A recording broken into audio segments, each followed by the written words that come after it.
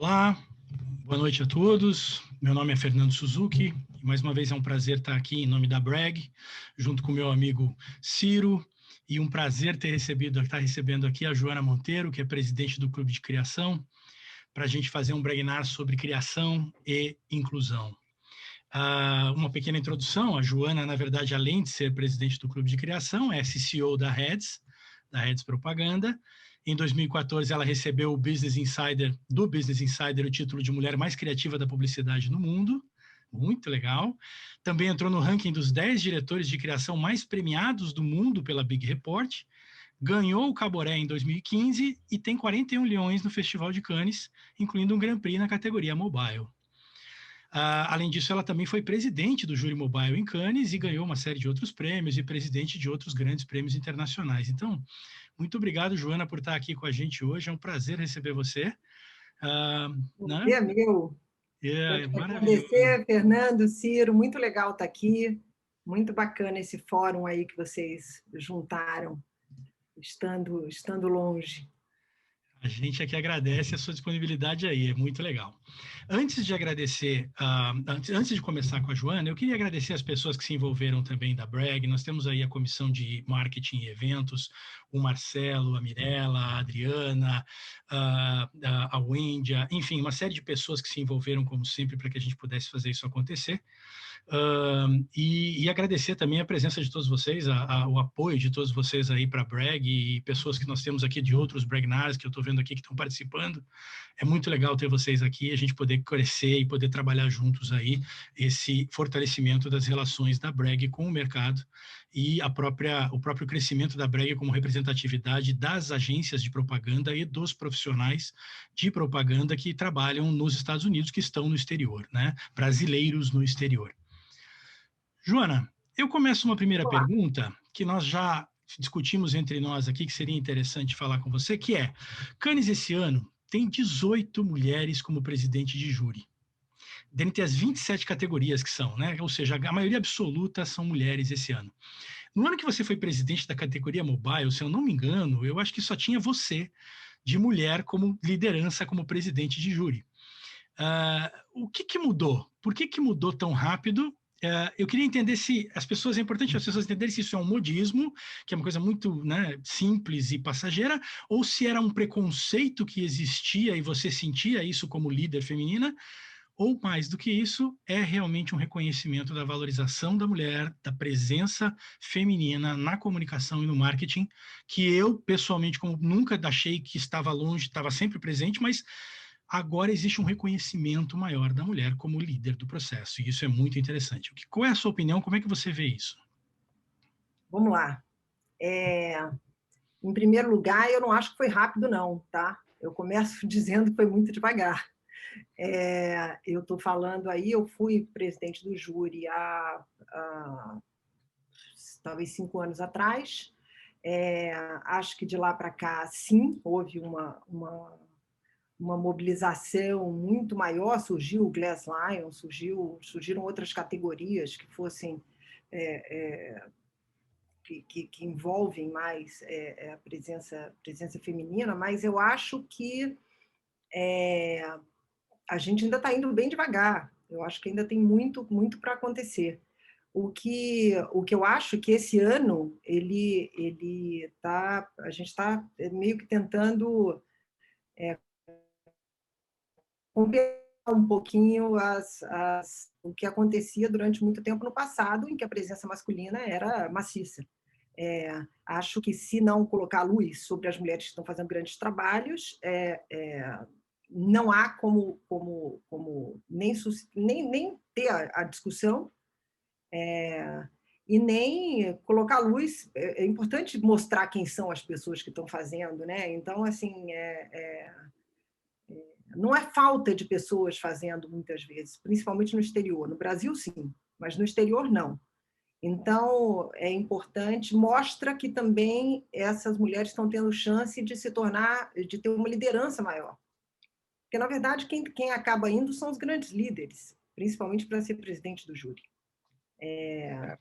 Então, se você não tiver as lideranças, você fica na mão. Então, o que está acontecendo agora é que tem mais lideranças, acho que houve um movimento grande das empresas. Esse movimento foi liderado e bastante pelos clientes, que começaram a exigir. Eu acho que os clientes começaram a exigir não porque eles são bonzinhos, os clientes começaram a exigir por uma questão econômica, não é porque por nada além disso, tudo gira em torno da economia, e já se comprovou que mulheres, muitas vezes, essa mistura, e aí eu não estou falando só das mulheres, eu estou falando para você ter uma inclusão muito maior, a sua chance de erro numa comunicação, do entendimento de uma comunicação, de um diagnóstico, de uma conversa, é muito maior você tendo uma equipe muito mais plural. Então, essa é uma questão... Hoje, quem são as consumidoras, né? As mulheres também, cada vez mais, são as decisoras de compras, então, e são também as detentoras do dinheiro, do capital. Então, não tem conversa. É assim, você precisa conversar com o consumidor. E nós somos consumidoras. Então, houve muitos erros no passado em comunicação pela falta, né? por esse gap que se formou durante muitos anos. Essa sensibilidade, claro. É o olhar, né? que eu acho que tem que ser mais plural mesmo. É a mesma coisa de você só ter jovem, ou você só ter velho, ou você só ter branco. Não dá. É preciso ser mais plural, porque você tem a quantidade de pessoas que você fala é muito grande, e não há mais margem para erro, né? Eu acho que isso é uma coisa que muda tudo. Sim. Resultados Agora, são mensurados, as pessoas sabem o que está certo, o que não dá certo muito mais rápido. Hoje a gente está falando de uma comunicação de conversa, não é mais uma comunicação de mão única. Então, o curioso claro, estou falando de um cenário de 22 anos para trás, porque eu saí do Brasil a última vez em 98. Mas a presença feminina em agência era bastante comum. O que acontecia era que, de não chegar à liderança, você contava nos dedos, né? Ana Carmen, Magui, Helga, né? Mas havia uma presença bastante significativa nas agências, como continua a existir, imagino, né? Mais ou menos. Então, nessa época aí, 98, a gente está falando, né? Eu entrei na publicidade em 96.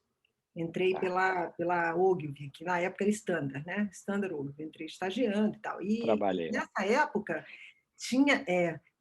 época, logo depois eu saí, eu fui para a DPZ e fui para a W. E tanto na DPZ, que tinha a Renata Namo, quanto tinha a Magui, que tinha passado, tinha presença de Andrea Barion, que trabalhava na equipe, tinham mulheres.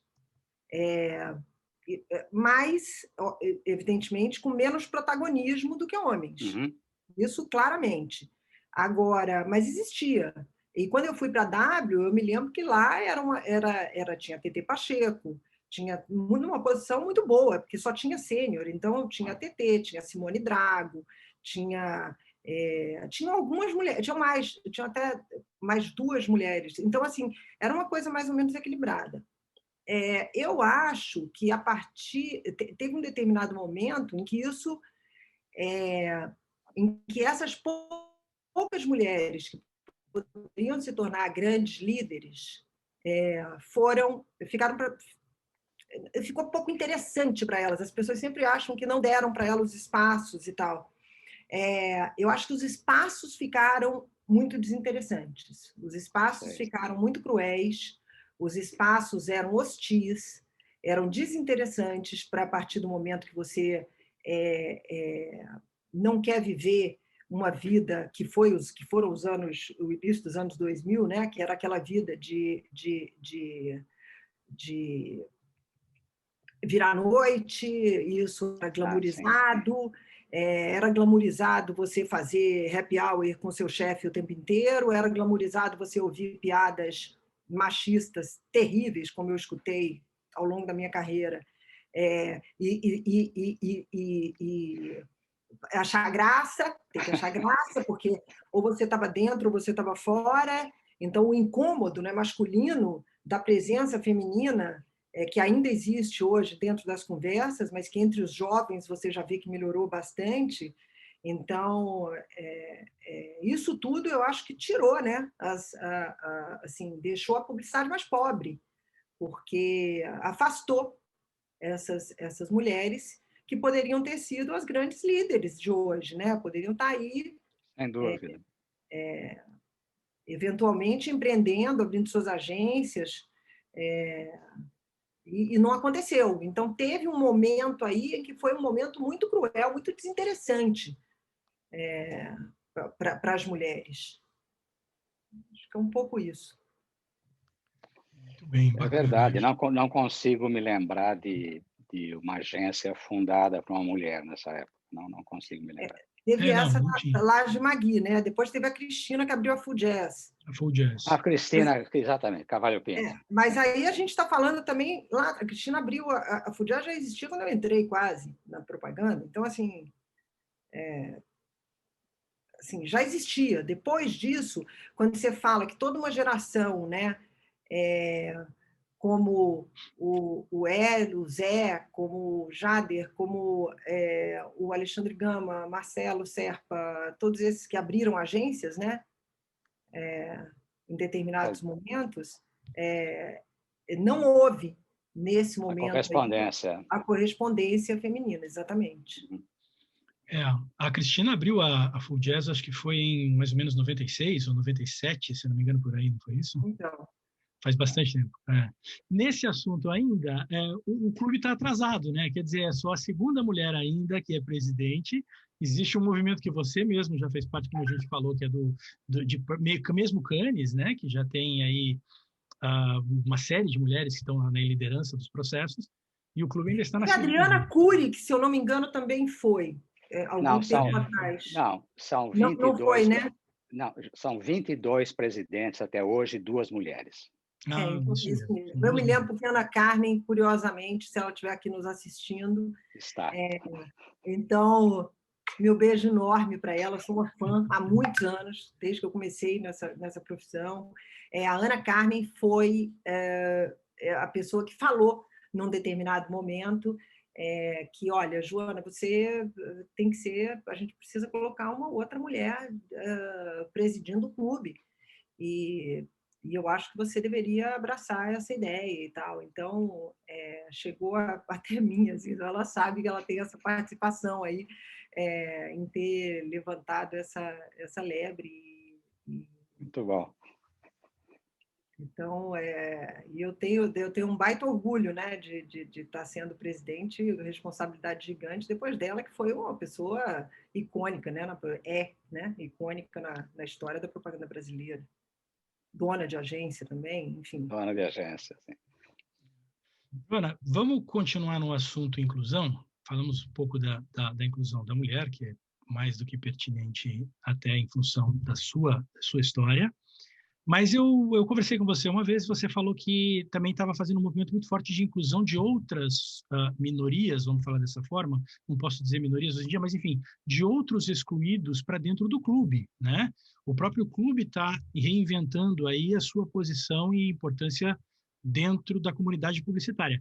E isso inclui aí, evidentemente, os negros, as pessoas com menos acesso natural aí a comunicação. Como é que vocês estão desenvolvendo esse movimento? Como é que funciona isso dentro do clube? O objetivo do clube é enriquecer, né, a publicidade, festejar a publicidade, a boa publicidade, impulsionar, né, para que a gente tenha novos talentos. Então, a gente costuma dizer que a gente fala desde de quem está começando até quem já trabalha e até a liderança. Então, a gente foi buscando falar com todos esses patamares. Além disso, já não dava mais para não ser absolutamente inclusivo em algumas coisas que são meio evidentes hoje, e a gente vai falar um pouquinho mais para frente sobre isso dentro da publicidade, mas o clube, essa chapa foi formada, é uma chapa muito legal, uma chapa já 50-50, né, de mulheres e de homens. São 12 pessoas, estão em grandes agências, são pessoas que abraçaram essa história do clube, e dentro dessa, desde que a gente pensou essa chapa, a gente pensou para ela ser uma chapa que fosse mais aberta, mais inclusiva. Por quê? Porque o clube não podia virar um festival, né? Eu acho que a propaganda veio mudando e o clube precisava mudar também. E algumas das iniciativas que a gente teve nesse um ano aí foi conseguir fazer o primeiro festival. Primeiro, a gente pegou 10% de tudo que a gente faz, que é eventualmente cobrado, um portfólio night, um clube portfólio, como a gente chama, e tudo que a gente faz, 10% das vagas são gratuitas para dar acesso a grupos já formados, já organizados, como o Entre, que é feito pela Publicis, como tem alguns que a gente já fez, que são o Periféricas. Tem alguns grupos que a gente chama para dar esses acessos. Isso é uma coisa. Então, 10% de tudo que a gente faz. A gente, quando fez... Esse foi o primeiro anuário que foi 50-50. 50% masculino, 50% feminino.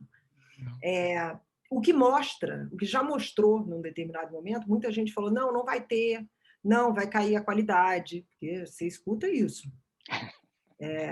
Estou falando sério. Vai nivelar por baixo, Nossa, aquelas bobagens que você ouve. Então, tem uma muito série de coisas que são complicadas. E, óbvio, quando a gente está falando de júri, a gente está falando de uma alta qualidade de pessoas já em cargo de liderança. E aí, de fato, não tem liderança preta. E aí, como é que faz? Então, por isso você não vai ter? Não. Por isso você vai incluir e vai ouvir, porque essas pessoas estão trabalhando, essas pessoas estão dentro das agências, essas pessoas estão num cargo maior ou menor, mas elas também... Mas quando a gente fala de júri, a gente fala... É quase um masterclass aquilo ali. É muito legal ser jurado, né? Todo mundo que participa aprende pra caramba, né? Então, assim, é um negócio extraordinário. E eles poderem estar também com outras pessoas. Então, misturar, de novo, é sobre misturar, né? É sobre inclusão mesmo. E praticar a escuta também, né? O outro olhar, uma coisa mais fresca que vem, sem o coleguismo, sem a coisa dos critérios afinados. Não, os critérios vão estar desafinados, eventualmente. E é isso aí, você vai ouvir outras opiniões de outros núcleos.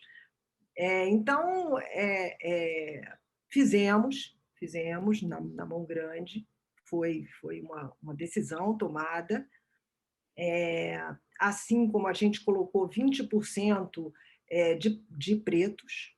Então, pela primeira vez, então você está falando de um júri de 6 pessoas, 2 delas são pretas. Então, assim, e aí entra essa história de se tem mais ou menos experiência, porque essa não era uma questão só com os pretos, não, era uma questão com as mulheres também. Absolutamente. Assim, mas está há quanto tempo? Mas tem que entrar, sabe? Sempre tem essa questão, que são homens. Então, e assim você para quebrar ciclos, é muito difícil quebrar ciclos. Muito difícil, principalmente num país com poucas chances como é o Brasil, né? O Brasil é um país que vive uma crise econômica gigantesca, né? Sempre. Para a gente que é mais velho, a gente sabe que não é que é uma crise financeira hoje, é uma crise financeira eterna, né? Mas que piora eventualmente, e agora com pandemia e com tudo, e com esse governo, a coisa degringolou-se de vez, né? Nesse sentido. Então, obviamente, a briga pela cadeira, né? Pelo protagonismo, pela cadeira, pela liderança, pela vaga, ela se torna ainda maior. Porque, obviamente, se você quer dar o espaço para... Se você precisa ser mais plural, algumas pessoas consideradas até anteontem absolutamente geniais vão ficar de fora, eventualmente. Então, é uma equação difícil. e a resposta tem sido muito boa, quer dizer, abraçam a causa como... A resposta foi muito positiva. A gente teve algumas iniciativas no clube, uma delas, que eu acho que foi muito legal, falando sobre os pretos, que foi o seguinte, a gente criou chama Clube Vozes. O Clube Vozes, durante um tempão, a gente cedeu o nosso Instagram só para conversas entre profissionais da propaganda pretos, de criação. Então, tinha um monte de gente que nunca teve um espaço, que ninguém sabia que são espalhados, né? Não tinha tanto. Mas, quando você junta, você tem essa realidade. Olha, e, obviamente, em diferentes situações. Gente que está há 5 anos na profissão, gente que está há 10 anos na criação, gente que está há 15 anos na atividade. E foi muito legal. Foram discussões muito ricas. A gente dava 1 hora, e aí eles renovavam mais 1 hora, porque tinha um monte de gente que estava na discussão, e aí a discussão seguia por mais 1 hora, e foi durante 1 mês, todos os dias da semana, menos sexta-feira, porque tinha menos gente para assistir. Então, a gente achava que não era justo fazer na sexta-feira. Então, a gente fazia na segunda, na terça, na quarta, e a gente abriu esse espaço do Clube Vozes, e ele durou, depois ficou semanalmente. Ele vai voltar agora esse ano. Então, por quê? Porque de lá para cá, muita coisa já mudou. Veja como são as coisas. Eu estou falando de pouquíssimos meses atrás. E eu já sei do movimento de uma série de agências para a contratação de pessoas pretas em seus núcleos, que virou, que assim, se tornou quase uma busca, né? Antes ninguém conseguia ver, agora, se ninguém conseguia ver, tinha que dar um jeito de para onde olhar, porque precisava ter essas pessoas. Incluir essas pessoas. Então, isso eu acho que já mudou bastante. E aí não é só nas agências, né? Você vê a Rede Globo, quando teve o assassinato nos Estados Unidos do Floyd, e se criou o movimento, isso foi assunto no Jornal Nacional e a bancada era toda branca. E aí, no dia seguinte, pau na bancada. Entendeu? E aí se formou, não dá, não tem que vai ficar branco falando de uma questão que é uma questão né? Que tem que dar voz a quem tem esse poder de fala, né? Quem tem esse lugar de fala aqui, não dá. E aí, no dia seguinte, eles reagiram. Então, assim, é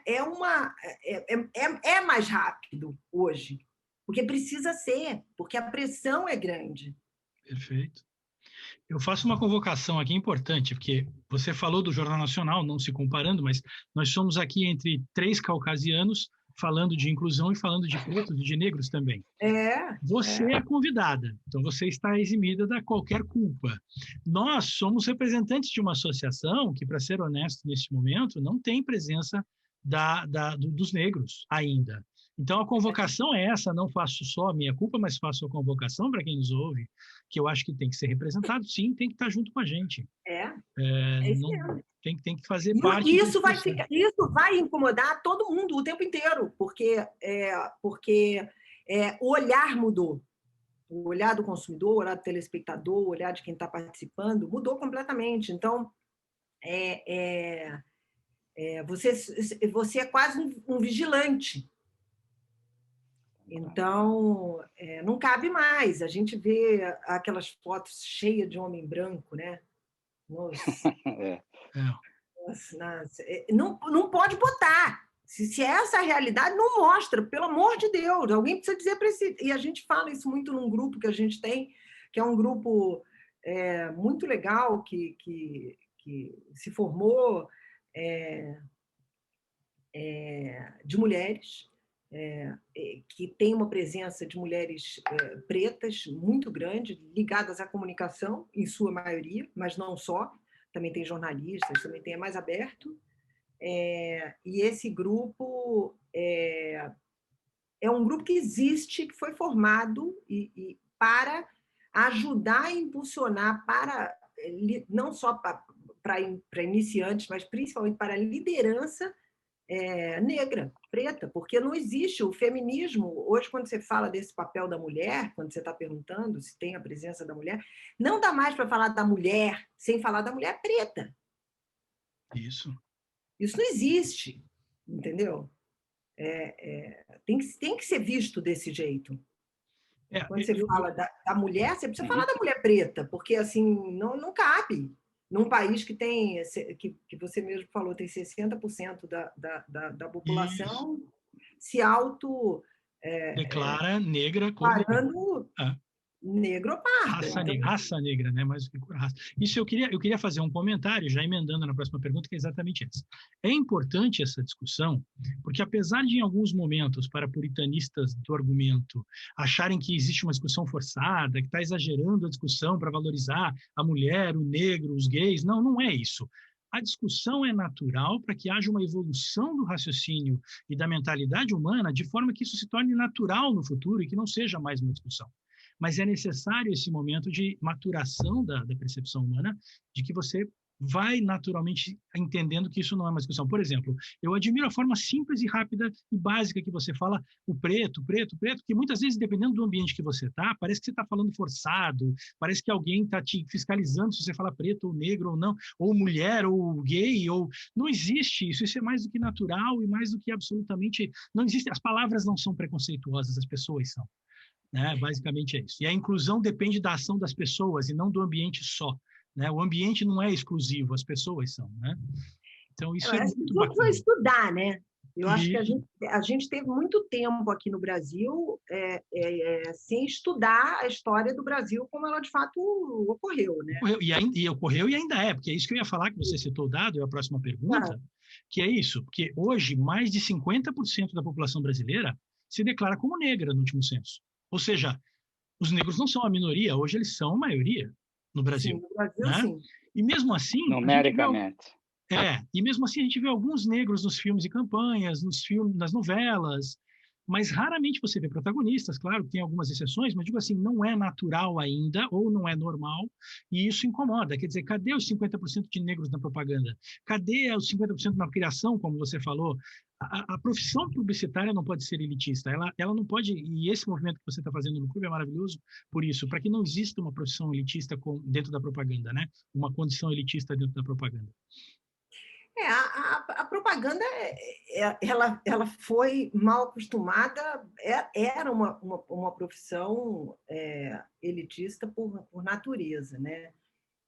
Você tinha que ter acesso eu me lembro que era assim, a gente não tinha internet, né? Não tinha internet, então assim você tinha que ter dinheiro para viajar, você tinha que ter dinheiro para comprar os melhores livros, você tinha que ter dinheiro para... então, assim, existia o acesso à informação era muito difícil.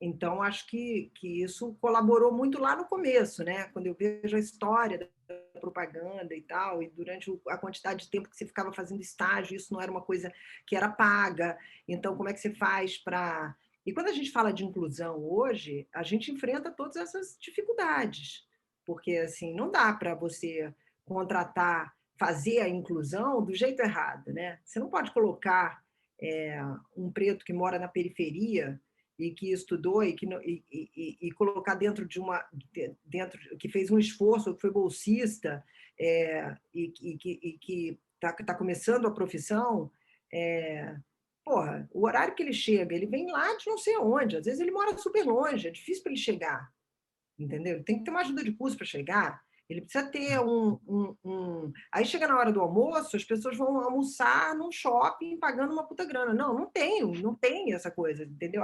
Tem que estar vestido, não sei como. Não, também não tem. Então, quando você pensa em inclusão, você tem que pensar na coisa toda. Você não pode colocar é uma pessoa que vai olhar e vai olhar para o lado e ela é a única, por exemplo, a gente ouviu bastante esses relatos, né? De olhar para o lado e não se reconhecer, né?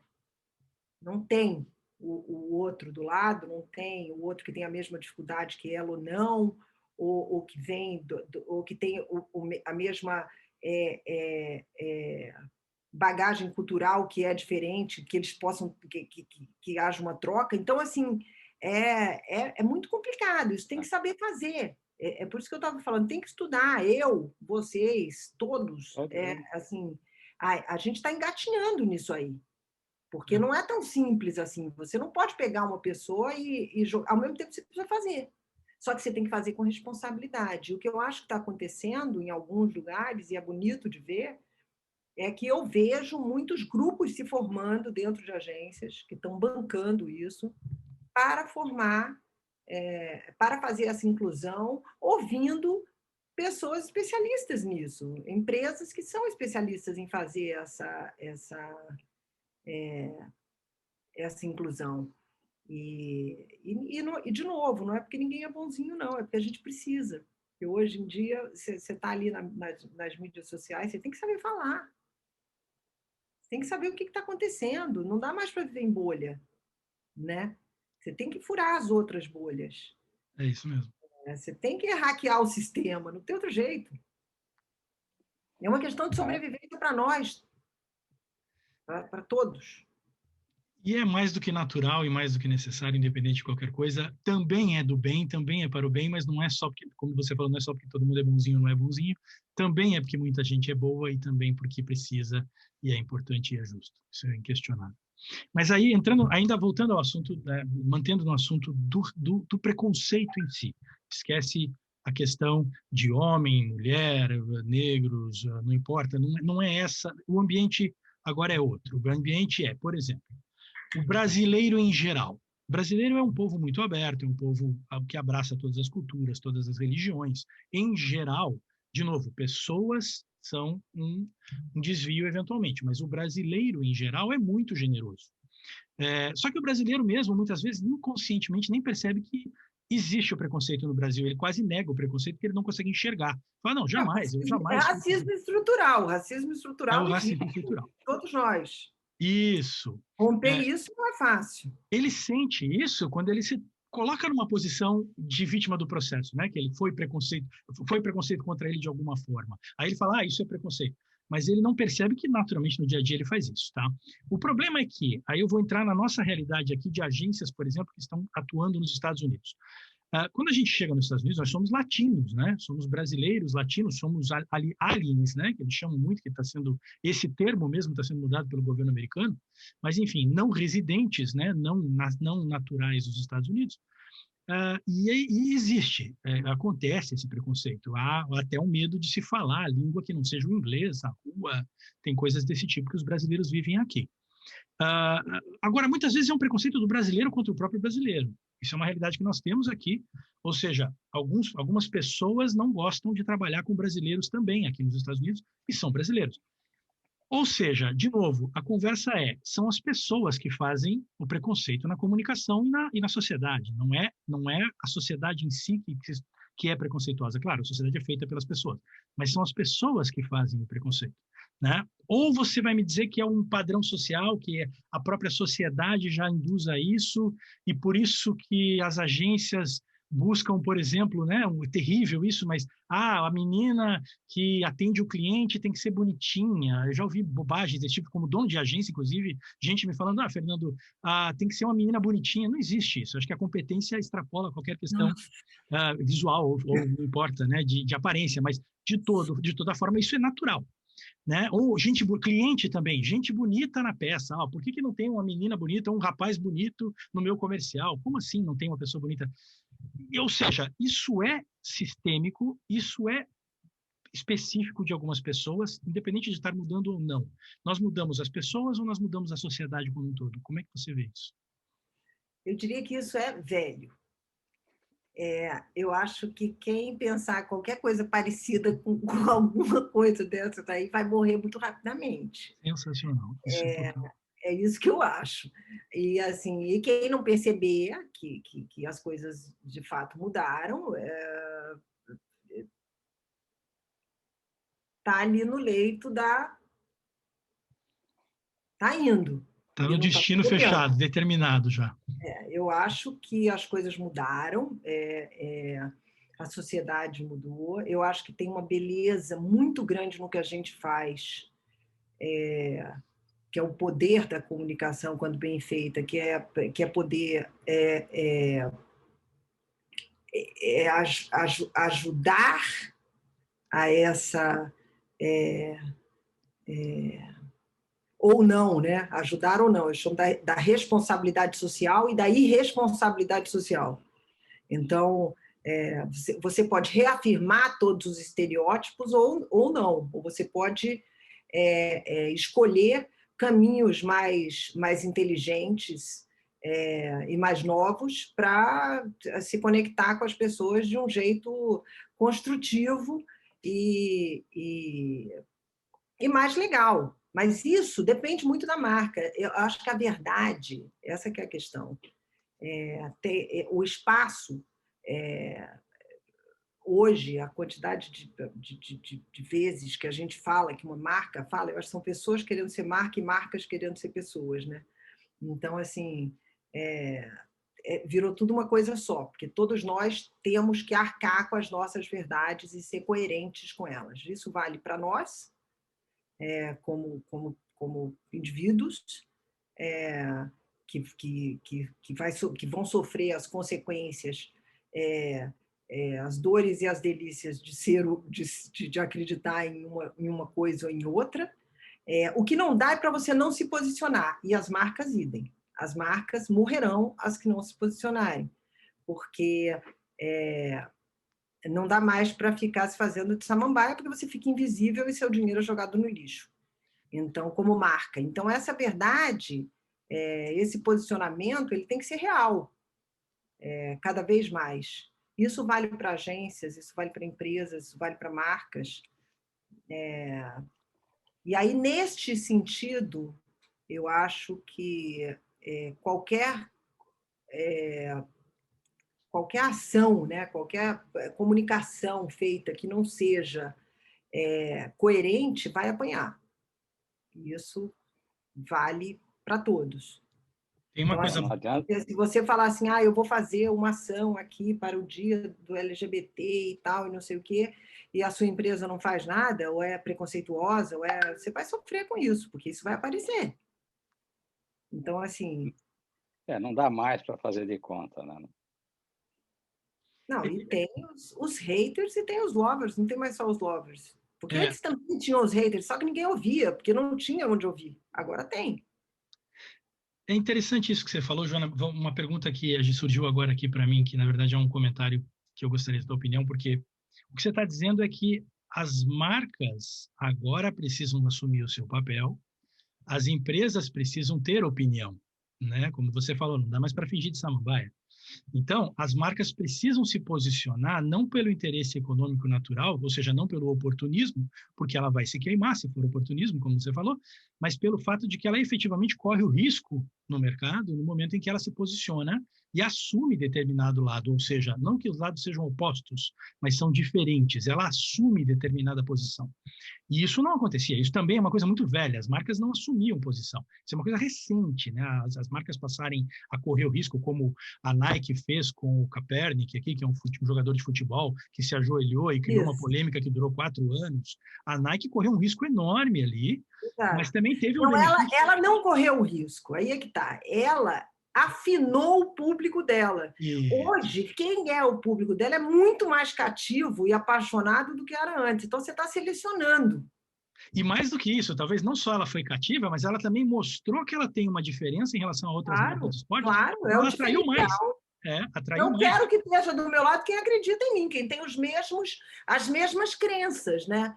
Então, o seu público terá e cobrará de você cada vez mais as mesmas crenças. E é muito interessante, porque durante essa coisa da pandemia e essa coisa do fake news, as pessoas estão acreditando mais nas marcas do que no jornalismo. Então, Absolutamente, é muito absolutamente. interessante, porque as marcas conseguiram fazer o que Natura fez aqui no Brasil, por exemplo, de se posicionar contra a história da Amazônia, é um exemplo.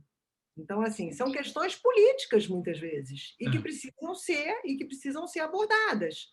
A questão da inclusão, do LGBT+, quando você vê isso sendo feito pela PepsiCo, quando você vê... É um posicionamento. Num país que está rachado e que é extremamente que saiu do armário, os preconceituosos todos saíram do armário com força total, com tudo. entendeu? Então, você corre um risco, mas o risco não existe risco maior hoje em dia do que você não se posicionar. Isso não existe. O risco é ficar em cima do muro hoje. Não tenho a menor dúvida. Não tenho a menor dúvida. É a personalidade. E a gente não trabalha para a personalidade, afinal de contas? Não é isso? A gente não trabalha para trazer uma personalidade para a marca?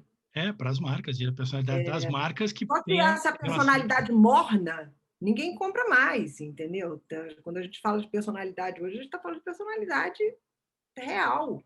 Qual é a sua opinião sobre isso, isso, isso e isso? Porque tem gente que não consome marcas que são preconceituosas, por exemplo. Entendeu? As pessoas não querem. Muito bom. Ciro, eu sei que você fez uma pergunta aí para mim. Você tem uma pergunta aí, quer fazer para ela lá também? Na verdade, eu estava olhando aqui, né, o tempo, eu ia dizer o seguinte, a gente falar um pouco de inclusão mais light. Você contou no telefonema que o clube estaria fazendo um esforço também de aproximar pessoas de outras áreas da comunicação. Se você puder falar um pouco sobre isso, é interessante para a gente, como Bragg aqui. Então, o que eu acho que acontece é que assim, profissões que não existiam até anteontem, hoje são fundamentais para a comunicação, né? Então, a gente também precisa falar com outros profissionais. Então, você precisa falar com outras realidades, você precisa falar com as comunidades, você precisa falar com o cara que faz música de um jeito diferente, você precisa falar com o cara que faz cinema de um jeito diferente, que filma de um jeito diferente, porque tudo isso vai bater em soluções novas que a publicidade precisa hoje. Então, a gente está enfrentando aqui no Brasil, e eu acho que estou falando do Brasil porque eu acho que o Brasil tem um potencial criativo gigantesco, que também, com a desgraceira da pandemia, também foi muito legal para a gente descobrir, porque encurtou essas distâncias, né? Então, você começa a ter contato com pessoas de diferentes comunidades mesmo, de coisas que estão fazendo coisas completamente diferentes. Então, hoje, quando a gente fala da comunicação, a gente fala de games, a gente fala de... são coisas que até pouco tempo atrás não existiam.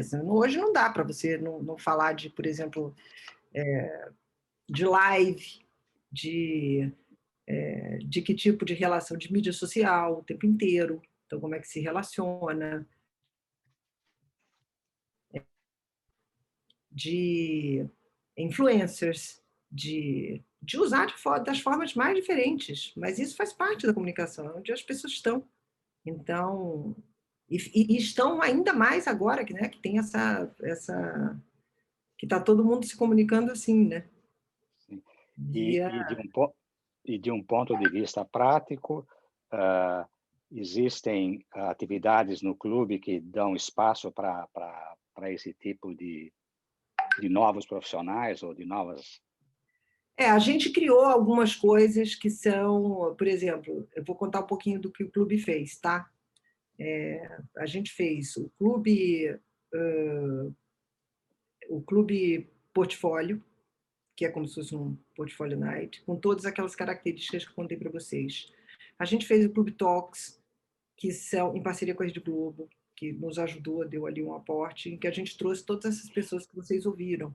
Marcelo, o Austin, o Javier Campopiano, grandes personalidades de fora, né? O Dedé, o Baiala, a gente tem o clube, a gente fez o Clube Tech, que esse sim é uma coisa legal, que eu acho que eu te contei dele, que é olha que interessante, a gente descobriu, a gente tem o Ricardo, que tem uma agência só de inteligência artificial, entre outras coisas, e ele falou, gente, eu não tenho a mão de obra ideal e tal, e eu queria dar esse curso. E aí, olha que legal, ele deu o curso, deu o curso para o clube, de modo que a gente pudesse cobrar ali um pouquinho, sempre dando mais 4, 5 vagas que fossem para esse núcleo que não pode pagar. Todo mundo é um ganha, ganha, ganha, ganha. E ele descobriu 2 pessoas dentro desse grupo que estava dele que ele contratou. Que bom. Então, assim, na verdade, a gente quer ser um elo, né? Para que as pessoas se falem mais, se conheçam e se vejam e falem. Então, teve o Clube Tech, aí tem o Clube Talks, que está com o Google, que é uma parceria com o Google. A gente está entrando em 2 parcerias agora com cliente, que logo, logo a gente vai anunciar, que são super legais. Então, pela primeira vez, a gente tem clientes entrando, né, grandes clientes, sendo parceiro em algumas ações para profissionais. A gente tem o clube... Vamos lá. São vários. Que mais que eu falei? Do Clube Talks, do Clube Portfólio, o Clube Tech, o Vozes, né? O Clube Vozes, que eu contei para vocês. É bastante. Não, bom, são 8, na verdade. Eu estou esquecendo de alguns, mas assim, a gente tentou ir plugando em diferentes coisas, sabe? Fora isso, a gente teve uma parceria com a SP Cine, já, lá com a Laís Bodansky, que é para poder promover essas discussões, que para a gente são interessantes. Na época, falando com diretores, porque teve um momento em que teve isso também, né? Teve um momento em que a produção parou por causa da pandemia, e aquilo precisava ser falado. Teve um momento também em que teve uma discussão grande no Brasil sobre a quantidade de diretoras mulheres, porque tem muito poucas também. A gente estava falando da criação, mas diretoras mulheres também é um problema. Então, assim, puxando, são muitos. Tem muito para andar ainda. Agora, tem uma notícia boa assim, que eu vi. A gente fez lá pela Reds, a gente tem uma pesquisa que é feita todo ano, junto com a ONU Mulheres, que é uma pesquisa da presença de pretos na propaganda. Depois eu até mando para vocês, se vocês quiserem. Legal. É uma pesquisa muito legal, muito profunda, muito bem feita. E essa pesquisa mostrou o ano de 2018, certo? Não, 2019. A próxima será 2020. E de lá, e a presença de pretos tinha piorado, para você ter uma ideia. Principalmente de homens pretos, perceba. E aí veio toda a história do Black Lives Matter, veio acho que teve grandes movimentos durante essa pandemia que mudaram muita coisa. Foram ignitions para coisas aí espetaculares. E hoje, quando você liga a televisão aqui no Brasil e vê as propagandas, é muito difícil você não ver uma propaganda que não tenha presença de preto. Diversidade. Hoje. Tá? Então, assim, nesse sentido, eu acho que isso vai se refletir na pesquisa. É suficiente ainda? Não. Eles estão no lugar de protagonista, na maioria das vezes? Ainda não, muitas vezes. Mas já tem. Assim, já mudou. E como o olhar da gente é muito crítico, a gente fica buscando, eu posso te assegurar que houve um avanço. ainda é muito pouco. Acho que tem muita coisa para andar. Muita coisa para andar, porque é endêmico, né? Porque é endêmico no sentido de que isso não muda a realidade. De novo, voltando para a coisa do reflexo da sociedade e da economia e tal. Enquanto você não der o lugar, enquanto você não der o lugar das grandes empresas, enquanto você não der as cadeiras de liderança, enquanto você não mudar é muito difícil você ver de outro jeito, né? É muito difícil você mudar essa questão, o olhar, tanto da mulher em geral, quanto da mulher negra, quanto do negro, né? Ou, nem estou falando dos LGBTs, né? Que são... que também é uma luta... país que mais mata, né? É o Brasil que mais mata LGBT no mundo. Então, assim... Então, tem muita coisa para andar. Não quero ser desanimadora. Contei uma parte animada. Entendi. Agora, Joana, e a participação dos membros do clube em relação a Clube Tech, Clube Voz e tal, é bastante expressiva, não? É algo que eles abraçam, do qual eles participam? Todo mundo abraçou, todo mundo quis participar. Então, assim, a gente teve muitas... A gente criou um negócio que não existia antes e que eu faço parte do D&AD também em Londres. Eu sou do Advisory Board. Então, aqui a gente criou um board também. Um board de pessoas, além dos diretores, que estão sempre ajudando, mandam ideias, falam. Hoje é um clube que ouve muito mais gente. Então, e estão sempre dispostos a ajudar. Eu acho que assim, a gente tinha muita gente, a gente depende, né, das inscrições para o anuário. O anuário é uma coisa super importante. A gente não teve festival, porque é impossível ter festival, então eu não sei se esse ano, como é que a gente vai fazer, se a gente vai fazer... porque a gente criou tanta coisa, tanto conteúdo ao longo, que não existia ao longo do ano, né? Separado, que foi um pouco de um festival separado, de mesas de discussões separadas, de apresentações separadas. E aí a gente quer ver se a gente consegue colocar de pé um festival talvez menor, mais enxuto, que seja interessante que a gente consiga fazer, né? De forma digital, porque a gente é uma ONG, a gente não tem uma baita grana, né? Então a gente conta muito com os sócios e eles colaboram profundamente. Assim, a indústria tem muito carinho pelo clube, sabe da importância e eu acho que eu recebi muitas... Eu vi muita gente falando sobre as coisas que estavam acontecendo novas no clube e se engajando nelas. Então, e vi também agências, como eu te falei, inscrevendo, fazendo. Sabia que disso dependia a existência desse clube, que é feito por criativos para criativos, né? Então, tem sido bastante gratificante com todas as dificuldades que foram impostas aí. Sem dúvida, sem dúvida. O clube adquiriu um papel, né, na comunicação brasileira que para a gente é role model, não, Fernando? Modelo para a gente. Sempre foi como criativo, na verdade, e eu esqueci de comentar no começo, para quem não sabe, o Ciro também foi presidente do Clube de Criação no passado. É uma honra, eu estou aqui com 2 presidentes do Clube de Criação. Ciro, era no Bexiga? Não, desculpe, cortou, eu não ouvi. Hein, Ciro? Era no Bexiga? Era no Bexiga? Não. Era na Faria Lima. Quem levou para o Bexiga foi o Raul Cruz Lima.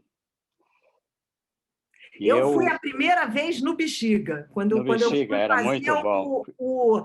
o Caça-Talentos, que eu entrei pelo Caça-Talentos quando eu voltei. Coisa. Então, assim, a minha história... Todo mundo tem uma história que passa. A gente criou também um outro negócio que é super legal, que é para as pessoas contarem a emoção da sua primeira estrela. Legal. É bem legal. Não, e no Bexiga era um bar, né? Era um clube bar, né? Como muitas agências naquela época exatamente. Eram agências bar também. Eu já vi no final, assim, eu peguei, quando eu estava entrando, eu me lembro que eu fui fazer uma inscrição para o Yang, que já era... E era lá, tinha que levar lá, né? Era tudo físico, né? A gente tinha pasta física. É. Mas não, muito bom, muito bom. Fernando, por favor, estou aqui interrompendo aí. Não, por favor, pelo contrário, o papo está ótimo, mas na verdade o meu papel de algoz também aqui é manter o horário que foi combinado entre todos. A gente está no limite. Joana, se quiser dar um último recado, alguma coisa, a gente deve encerrar em alguns minutinhos para todo mundo respeitar o que foi combinado. Gente, eu queria dizer que assim, eu tenho falado com muita gente que está fora, tem um grupo também de criativos que está na Alemanha, se formou um grupo grande. Eu tive também uma turma grande que, com o sucesso dos trabalhos e tal, e eram pessoas muito jovens, eu gosto muito de misturar, né? Então, ter desde o sênior até o mais novinho, de misturar e dar uma chance comum a todos, e eu acho que todos foram muito bem, e tem muita gente fora. Então, eu acabo tendo muito contato com essa comunidade criativa que está em Nova York, principalmente, muita gente que está em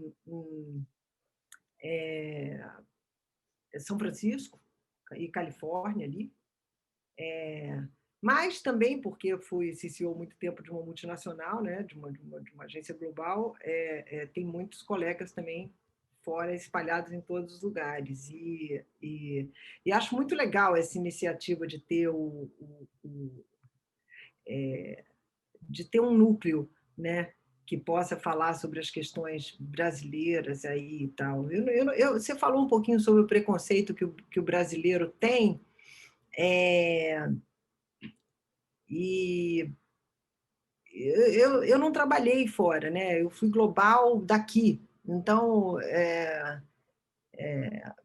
e também acho que com essa história do Business Insider, eu acabei tendo um nome maior até lá fora do que aqui. Então, assim, então fui sempre muito bem tratada, né, fora, no exterior. Mas eu vejo esses meninos fora e acho que eles estão indo muito bem. Assim. Eu acho que o brasileiro é muito bem visto. Eu acho que a criatividade brasileira é incrível. Eu acho que a direção de arte brasileira, quando chega no exterior, o nego não sabe o que sabe. É um troço assim...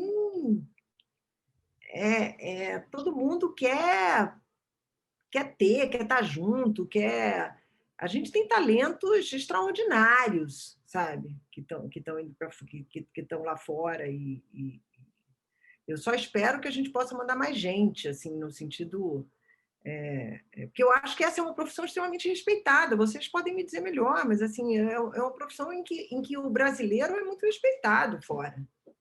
Absolutamente. Na verdade, o brasileiro é referência no mundo, sim, ao lado do americano, do inglês e do francês em comunicação e marketing.